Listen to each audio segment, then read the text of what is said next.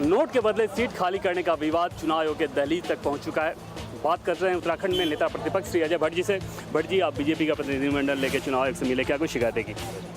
हमने किरण मंडल जी को किस तरह से इस्तीफा दिलवाया गया और खरीद फरोख्त का ये एक ऐसा नमूना है जो कहीं दिखाई नहीं दिया, इतना स्पष्ट और साफ केस था, उसके सारे तथ्य जुटाकर यहाँ दिए हैं।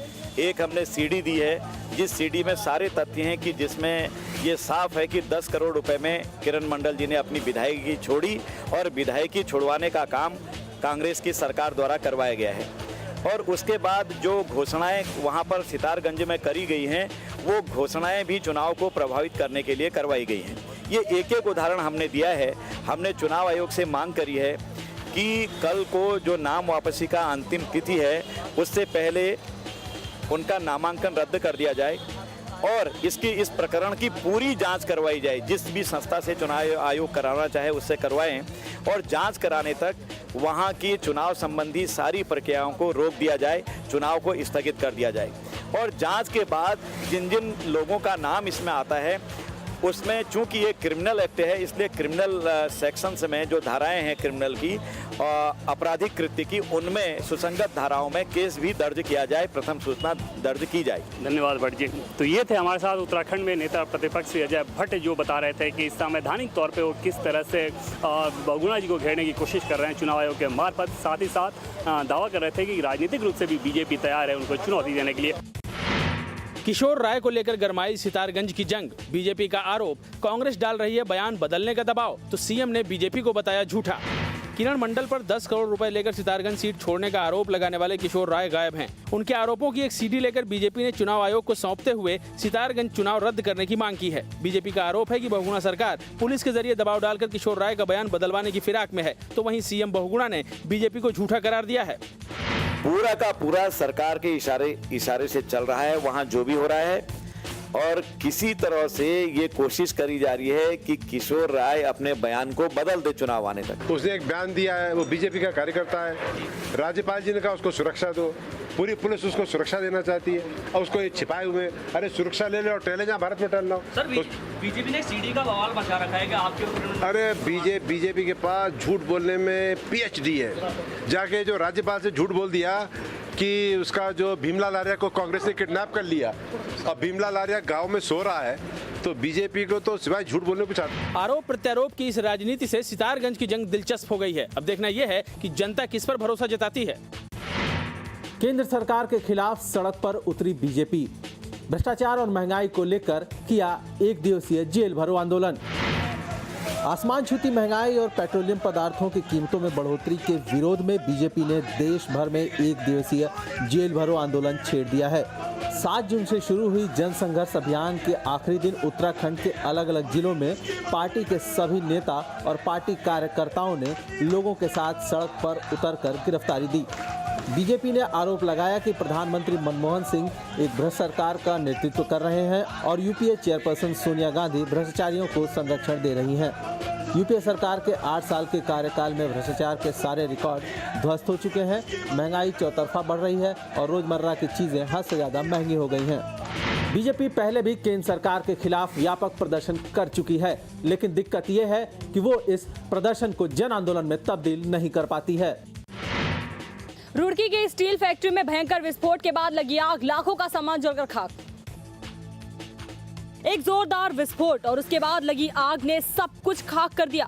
पूरी फैक्ट्री तबाह होकर रह गई। पुरुषोत्तम फैक्ट्री में हुआ विस्फोट इतना जबरदस्त था कि आसपास के मकानों में दरारें पड़ गई। ये विस्फोट कैसे हुआ, कैसे आग लगी, इसका तो पता नहीं चल पाया। हाँ, इस विस्फोट से आसपास के लोगों का गुस्सा जरूर फूट पड़ा। इन लोगों का कहना है कि रुड़की के इस इंडस्ट्रियल एरिया में आए दिन ऐसे हादसे होते रहते हैं, लेकिन प्रशासन की तरफ से कभी भी कोई जांच नहीं की जाती।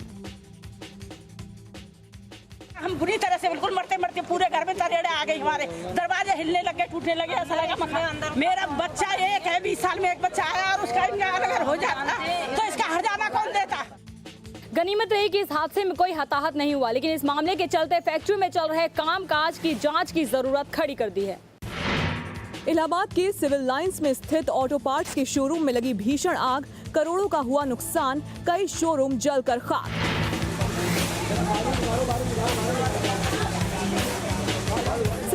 इलाके में स्थित ऑटो पार्ट्स मार्केट में देर रात एक चिंगारी उठी और देखते ही देखते आग के शोले में तब्दील हो गई। इसके बाद तो पूरा मार्केट मानो आग का समंदर बन गया।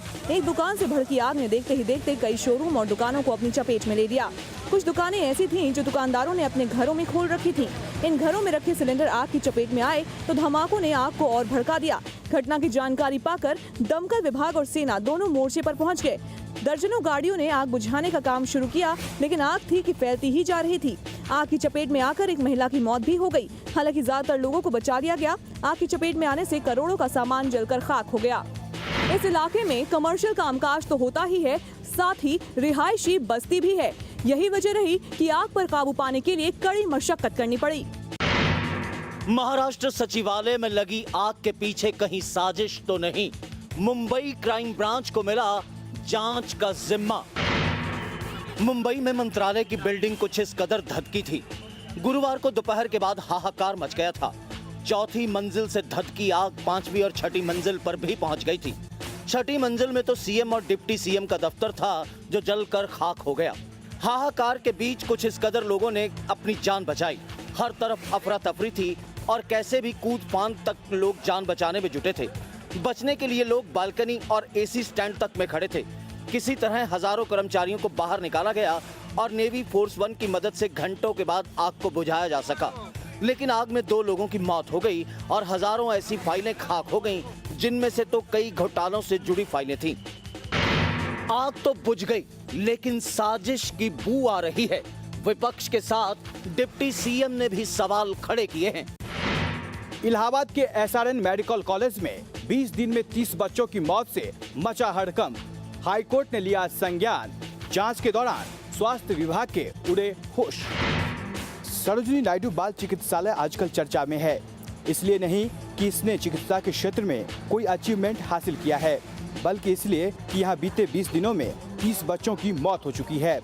इन बच्चों की मौत की वजह बनी है अस्पताल में फैली अव्यवस्था और लापरवाही।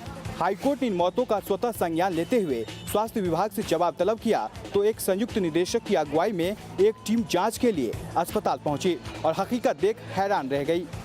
कमियां जरूर सामने आई हैं। दवा की उतनी उपलब्धता नहीं है जितना होना चाहिए, और जो कंज्यूमेबल आइटम्स हैं जैसे कि सिरिंजेस हैं या ये सब चीज़ों की कमी है।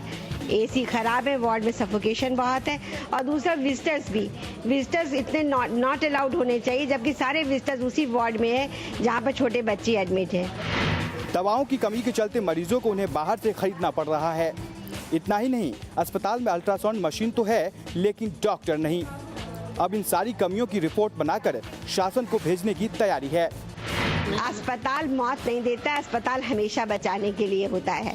बस ये कि प्रयास उतने नहीं है जितने होने चाहिए। यानी कुछ कार्रवाई के लिए आप लिखेंगे यहाँ के लोगों के खिलाफ जो जिम्मेदार हैं? मैं कार्रवाई के लिए नहीं, हाँ इंक्वायरी जरूर सेटअप होगी। उसके ऊपर जिसके ऊपर जिम्मेदारी आती है वो उसके लिए उत्तरदायित्व होगा। लखनऊ के मेडिकल कॉलेज में भी ऐसी ही अव्यवस्था सामने आ चुकी है। साफ है, स्वास्थ्य मंत्री के बड़े बड़े दावे हवा ही साबित हो रहे हैं।